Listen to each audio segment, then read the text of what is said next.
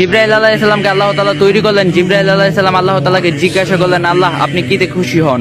আল্লাহ তাআলা জানিয়ে দিলেন, আমি সবচেয়ে বেশি খুশি হই আমার বান্দা যখন আমাকে সেজদা করে। তারপর জিবরাইল আলাইহিস সালাম আল্লাহ তাআলাকে সেজদা করলেন 30 বছর ধরে। জিবরাইল আলাইহিস সালাম খেয়াল করলেন, আমার থেকে এত বড় দামি এত বড় লম্বা সিজদা দুনিয়াতে আর কেউ করতে পারবে না।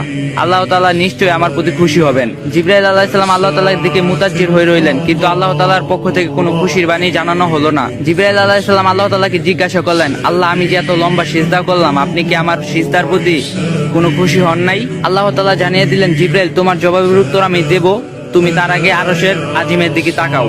জিবরাইল আলাইহিস সালাম তাকিয়ে দেখলেন আল্লাহ রাব্বুল আলামিন আরশের আল্লাহর কুদরতির নূর দ্বারা লেখা রয়েছে লা ইলাহা ইল্লাল্লাহু মুহাম্মাদুর রাসূলুল্লাহ সাল্লাল্লাহু আলাইহি ওয়াসাল্লাম। জিবরাইল আলাইহিস সালাম জিজ্ঞাসা করলেন, হে আল্লাহ আমার সিজদার সঙ্গে এই কালিমার কি মিল? আল্লাহ তাআলা বললেন, ও জিবরাইল শোনো, আমি আল্লাহ এই দুনিয়া তৈরি করব এই দুনিয়ার মানব জাতি ও জিন জাতির হেদায়েতের জন্য।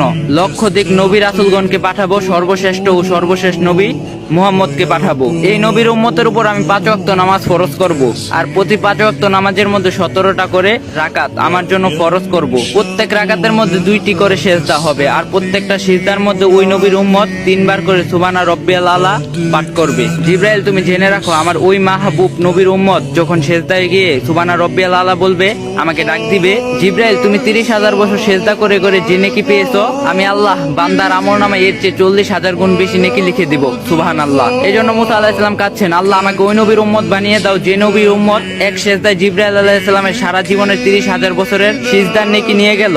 আমরা সেই নবীর উম্মত, আমাদের কি করা উচিত আর আমরা কি করতাছি? আল্লাহ তাআলা সবাইকে হেদায়েত দান করুক, 5 ওয়াক্ত নামাজ পড়ার তৌফিক দান করুক। আর যদি ভিডিওটা ভালো লাগে কপি লিংক আর শেয়ার করে দিবা।